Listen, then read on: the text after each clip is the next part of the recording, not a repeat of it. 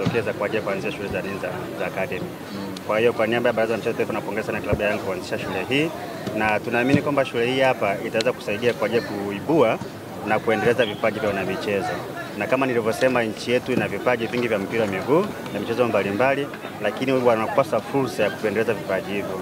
Kwa hiyo kuanzishwa kwa shule kama hii kunatoa fursa sasa kwa ajili ya watoto hao kupata fursa ya kuweza kuendeleza vipaji vyao, na mwisho wa siku ibadilisha sekta ya michezo kutoka sekta ya burudani kuwa sekta ya kuendeleza uchumi, lakini pia kutoa ajira kwa ajili ya watoto wetu.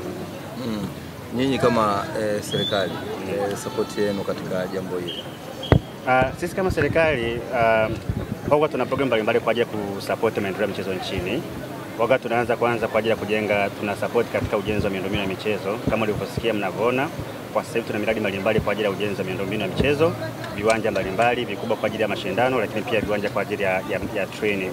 Kwa viwanja ambavyo tunavijenga, tunaamini kwamba vinaweza vikatumika pia kwa ajili ya kuendeleza vipaji vya wanamichezo wetu, kwa sababu viwanja hivi ambavyo vinajengwa sio kwa ajili tu ya mashindano pekee yake tu. Kuna viwanja vingine ambavyo vinajengwa kwa ajili ya training, lakini pia tunaweza pia tukasupport kwenye zile academy ambazo zinaendeleza michezo, kusupport vifaa pamoja na mafunzo ya wataalamu wetu.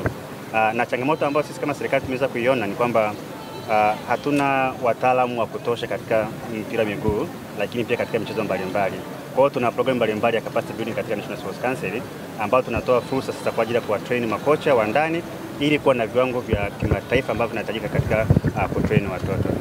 Licha ya changamoto hiyo ya kukosekana kwa ambao wanaweza kufanya jambo lingine kuwafilisha watoto wetu, wito wako ni nini kwa wadau sasa sekta? Wito wangu kwanza ni kwa clubs mbalimbali, na sio Yanga pekee yake tu.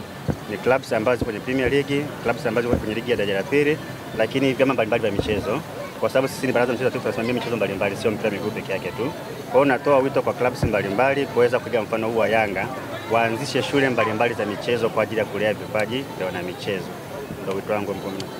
Kuhakikisha hichi kilichoanzishwa na Yanga kisipotelea ndani, ni kipi ambacho ungependa kuwashauri Yanga?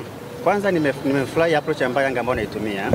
Wamesema kwamba hichi kituo ni mwanzo tu, lakini mpango ambao wanao ni kuweza kuanzisha vituo hivi katika maeneo mbalimbali ya nchi yetu, katika mikoa mbalimbali, and it's a very good approach. Na wamesema kwamba kwa sasa hivi itakuwa ni issue ya watakuwa wanalipia membership fee kwa ajili ya mtu ambaye anapenda kujiunga. Lakini pia wamesema kwamba kwa baadaye wataweza kutoa fursa kama scholarship kwa ajili ya Watanzania ambao hawawezi kulipia hizi ada. Kwa hiyo tunahisi kwamba ni mpango mzuri ambao utakuwa ni endelevu. Na kama ulivyouliza swali lako, ni kwamba tuna changamoto kwamba tunaanzisha hivi vituo vya Sports Academy, halafu baada ya muda fulani vinakuwa vinaisha. Lakini kwa programu hii ambayo Yanga ameianzisha ya kusambaa katika maeneo mbalimbali, itaonyesha kwamba huu mpango ambao ameuanzisha utaendelea kusambaa katika maeneo mbalimbali na sio katika maeneo tu ya jiji la Dar es Salaam. Asante sana. Asante sana.